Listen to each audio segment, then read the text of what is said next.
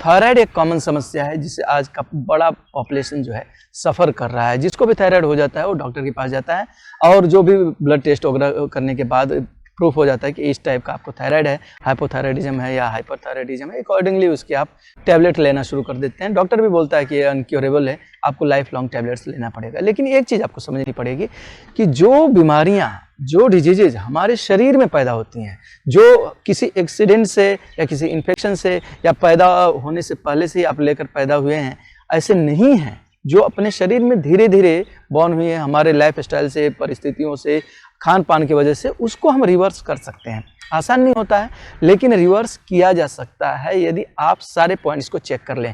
तो इसमें हम लोग यही समझने वाले हैं कि आपको क्या योगाभ्यास करना चाहिए।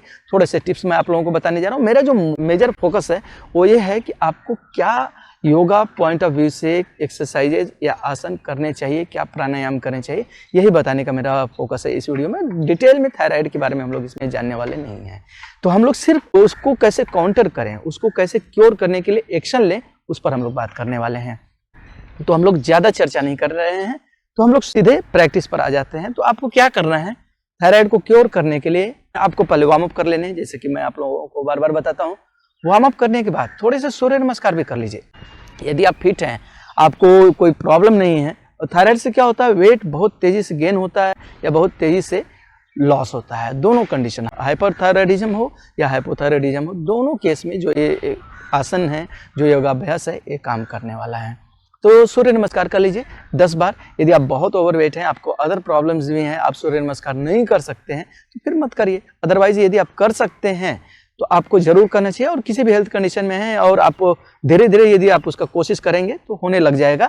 और एकदम से ही प्रॉब्लम है तो फिर आप उसके लिए किसी योगा टीचर को हायर कर लीजिए या उनसे बात कर लीजिए। सूर्य नमस्कार करेंगे, आपको 10 टाइम करना है तो 9 टाइम तो आपको नॉर्मल स्पीड पर कर लेना है। इस तरह से आपको स्ट्रेच कर लीजिए और ऐसे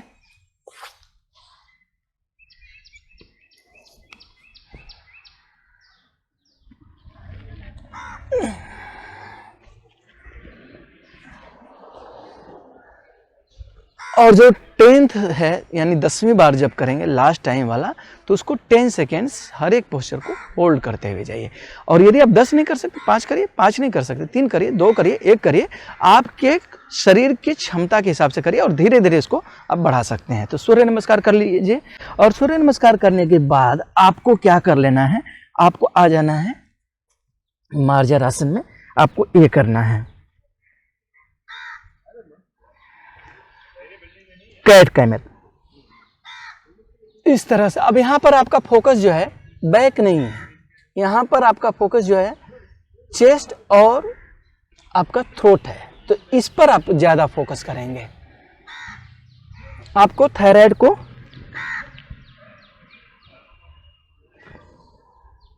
प्रेस करना है और स्ट्रेच करना है।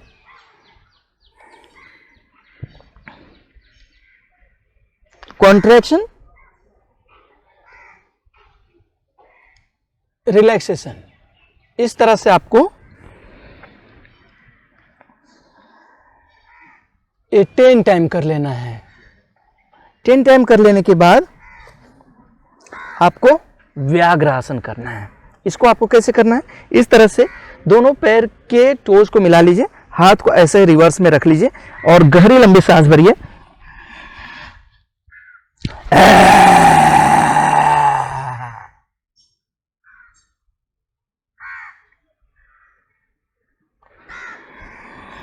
इसमें आपको सांस भरनी है इस पोजीशन में। फिर जैसे टाइगर यानी जो बाघ है वो गर्जना करता है अपने शिकार को देखकर, वैसे ही आपको करना है। लेकिन आपको टंग जो है बाहर कर लेनी है, टंग को मैक्सिमम स्ट्रेच कर लेना है और 10 सेकेंड्स तक स्ट्रेच करके रोके रखेंगे। तो ऐसे 3 to 5 टाइम्स आप इसका प्रैक्टिस कर लीजिए। 5 टाइम्स करेंगे तो आपका इनफ अभ्यास इसका हो जाएगा। एक बार फिर से देख लीजिए।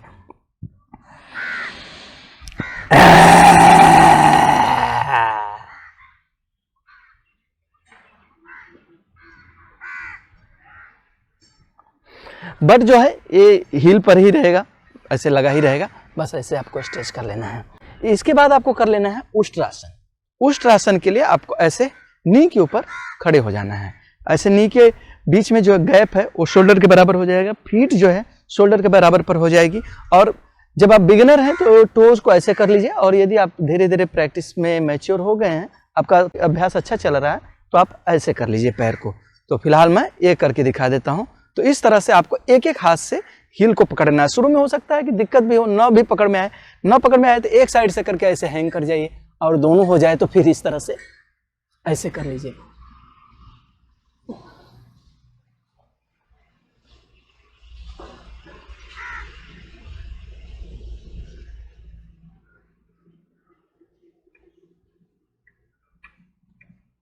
और इसमें आपको सांस भरकर रोकना है और 10 सेकेंड्स होल्ड करके रखेंगे।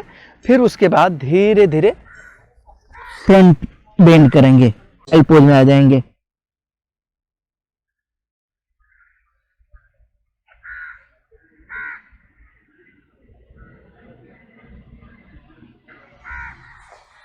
इसको भी 10 सेकेंड्स कर लेंगे, और इसका भी आपको प्रैक्टिस 3 to 5 टाइम्स कर लेना है।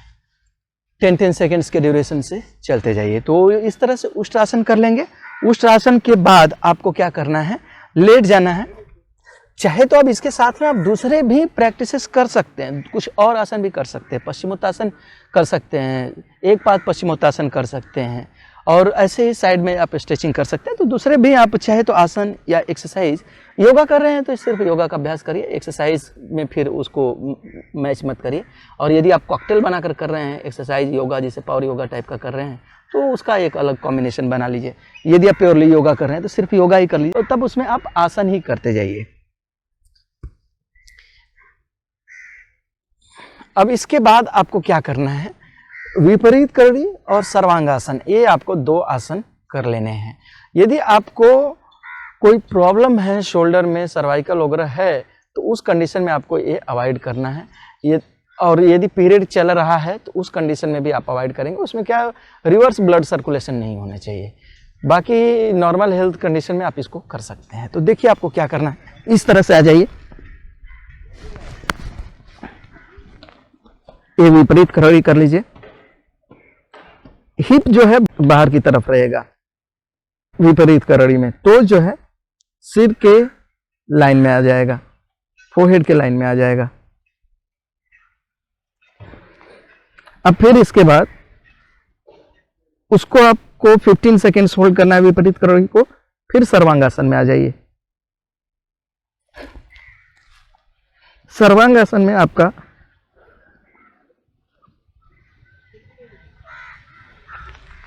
सर्वांगासन में नेक जो है एल शेप में आ जाएगी। 90 डिग्री पर आपको बेंड करने की कोशिश करनी है। तो दोनों से आप देखेंगे तो थायराइड पर काफ़ी अच्छा प्रभाव पड़ रहा है, और इसके साथ साथ पिट्यूटरी ग्लैंड पर भी इफेक्ट पड़ता है। तो पिट्यूटरी ग्लैंड जो है वो भी रेगुलेट करता है आपके थायराइड को। तो दोनों ग्लैंड के ऊपर काफ़ी अच्छा काम होने लगेगा। अब फिर इसके बाद आ जाएंगे प्राणायाम आसन में, ऐसे।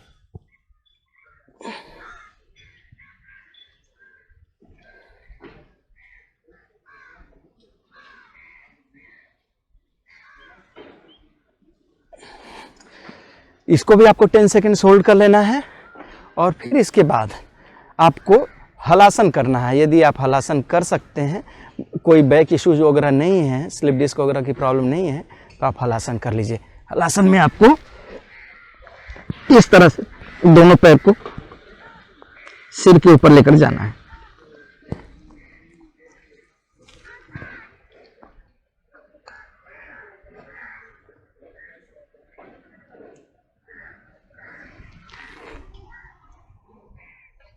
और इसके बाद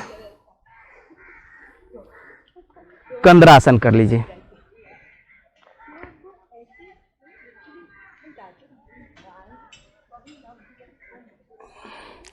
और इसको आप 3 बार रिपीट कर लीजिए पूरे सेट को।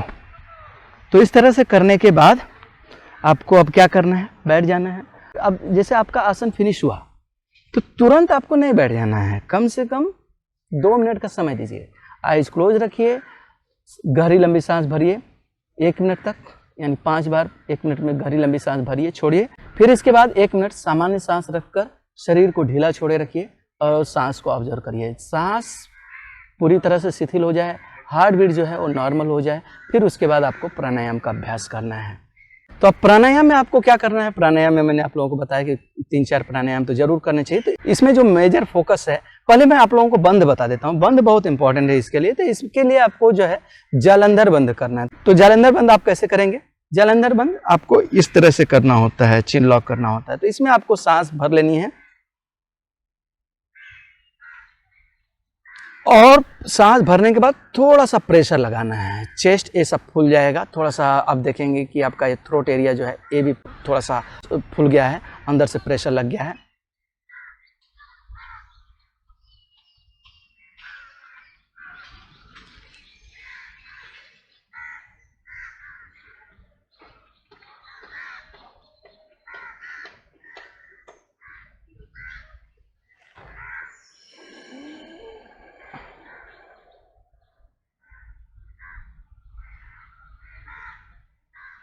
इसके साथ चाहे तो आप महाबंद का भी अभ्यास कर सकते हैं।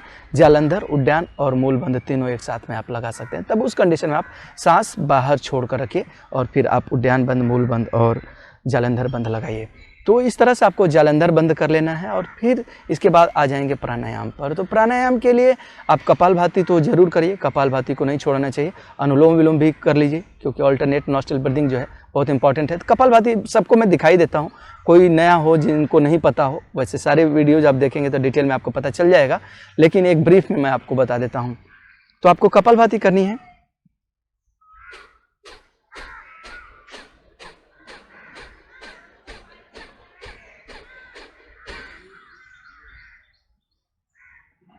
सांस बाहर कर लिए,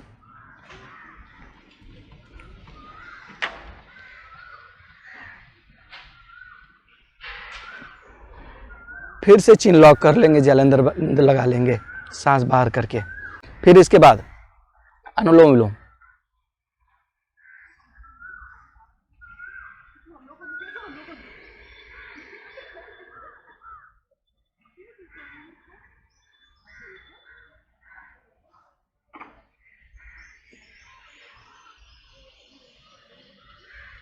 बस मेरा एक आइडिया देने का पर्पस था। आप इतना फास्ट नहीं करेंगे और धीरे धीरे सांस भरेंगे, धीरे धीरे छोड़ेंगे, धीरे धीरे भरेंगे, धीरे धीरे छोड़ेंगे। तो अनुलोम विलोम कर लेंगे। और फिर जो मेन प्राणायाम है आपके काम का, वो ये है उज्जयी। इसमें सांस भरते समय भी खर्राटे जैसी आवाज आएगी और छोड़ते समय भी, दोनों टाइम पर आपको आवाज करनी है। आपका जो काम है सांस भरने छोड़ने का, यहाँ पर फ्रिक्शन देने का काम है, उसको अंदर से स्टिमुलेट करने का काम है। थायराइड को जो है स्टिमुलेट करना है, ट्रेकिया को जो है स्टिमुलेट करना है।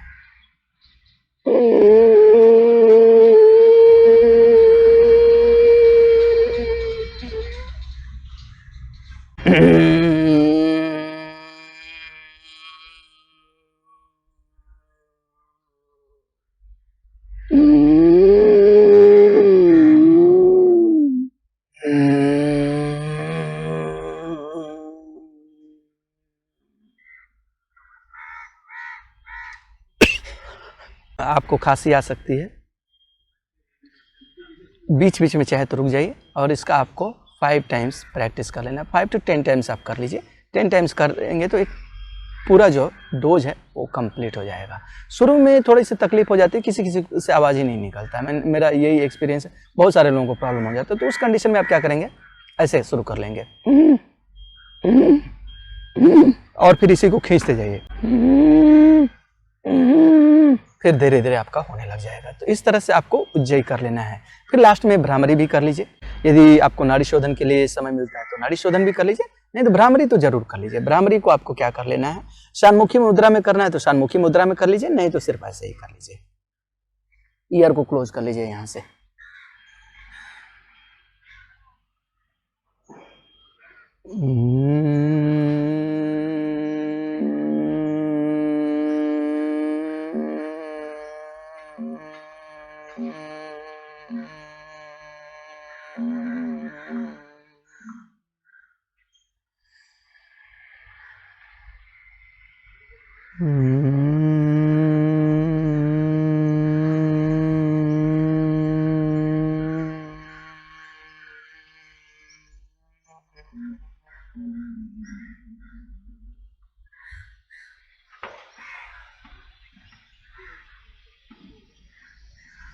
तो इस तरह से आप इसका अभ्यास कर सकते हैं और एक खेचरी मुद्रा का अभ्यास कर सकते हैं।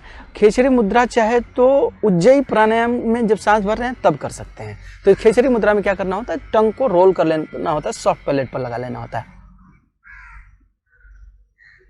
अब ऐसे में ही मैं उज्जयी करके दिखा देता हूं।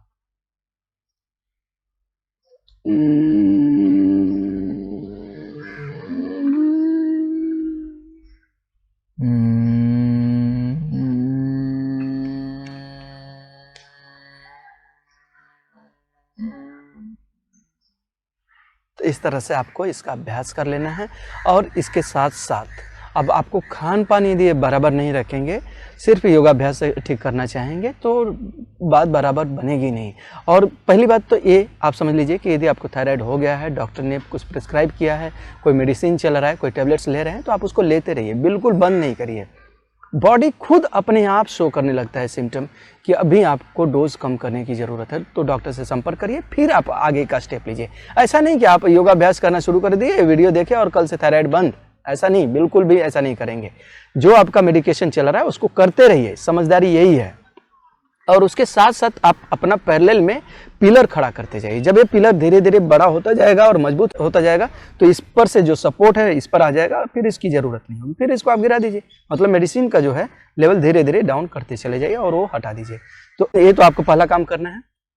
दूसरा, आपके सोने जगने का जो टाइम है वो बहुत इंपॉर्टेंट होता है। तो सोने जगने का जो टाइम है, कोशिश करिए कि रात को 10 बजे तक आप सो जाइए और सोने से 1 घंटे पहले आप अपना जो भी स्क्रीन है उसको देखना बंद कर दीजिए, जैसे मोबाइल है, टीवी है, ये सब चीज़ें, यदि आप क्योर करना चाहते हैं तो। क्योंकि यदि आप नेचुरल तरीके से कोई भी चीज़ हीलिंग करना चाहते हैं तो नेचुरल प्रोसेस को आपको फॉलो करना ही पड़ेगा, इसके अलावा कोई ऑप्शन नहीं होता है। तो आपको स्क्रीन को ऑफ कर देना है 1 घंटे पहले, सोने से पहले ही, और आपको 10 बजे तक सो जाना है। कम से कम 6 से 8 घंटे के आसपास की नींद लीजिए। 5 घंटे मैं नहीं बोलूँगा, 6 घंटे कम से कम आप नींद लीजिए। 6 से 7 घंटे का आपका नींद होना चाहिए, तो वो भी आपका जो हीलिंग है, जो क्योर करने का प्रोसेस है, उसमें भी काम करेगा। अपने आप को डिस्ट्रेस करने के लिए काम करिए, यानी हफ्ते में 1-2 बार मेडिटेशन जरूर करिए, प्राणायाम का अभ्यास डेली करिए। स्ट्रेस इसके लिए बहुत मैटर करता है। और दूसरा, आपका जो पोस्चर है, जो लैपटॉप या मोबाइल ऐसे आप करके देखते रहते हैं, तो इसको भी आप ठीक करने की कोशिश करिए। जब आप लैपटॉप कर रहे हैं तो आई साइड पर रखिए और कुछ इस तरह से आप काम करिए। और मोबाइल भी आप देख रहे हैं तो सामने रख कर देखिए, कुछ इस तरह से आप अपना पोस्चर परमानेंट नहीं बना लीजिए। और इसके साथ साथ खान पान, फ्रूट्स को अपने लाइफ में इंपॉर्टेंट जगह दीजिए। फ्रूट्स आपका डेली कम से कम जो भी एक सीजनल फ्रूट्स है आप उसको खाते रहिए। और वेजिटेबल्स और लीफी वेजिटेबल्स, इन सबको भी जगह दीजिए। और इसके साथ साथ जो सॉल्ट है, ज़्यादा करना है या कम करना है, उसके अकॉर्डिंग जो भी आपका थायराइड का सिम्टम है उसके अकॉर्डिंग आप उसको भी एडजस्ट कर लीजिए। तो इस तरह से जो कुछ चीज़ें हैं, जो टिप्स हैं, उसको फॉलो करके, कुछ योगाभ्यास है उसको फॉलो करके आप अपने लाइफस्टाइल में थोड़े से चेंजेस करके आप देखेंगे कि जो शरीर में बीमारी पैदा हुई है आप उसको क्योर कर पा रहे हैं, आप उससे फाइट कर पा रहे हैं, उससे कॉम्बैट कर पा रहे हैं। तो बहुत आसान भी नहीं है, बहुत डिफ़िकल्ट भी नहीं है, बस इसको अपने लाइफ में डिसिप्लिन लाकर ठीक किया जा सकता है। तो आप डिसिप्लिन लाकर अपने आप को स्वस्थ रखिए। स्वस्थ रखना ही सबसे बड़ा उपहार है। अपने आप को यदि आप फिजिकली, मेंटली आप स्वस्थ रखते हैं तो इससे बड़ा कोई भी गिफ्ट नहीं हो सकता। तो इस वीडियो में बस इतना ही। मैं आप लोगों के उत्तम स्वास्थ्य सुख के लिए मंगल कामना करता हूँ। Thank you.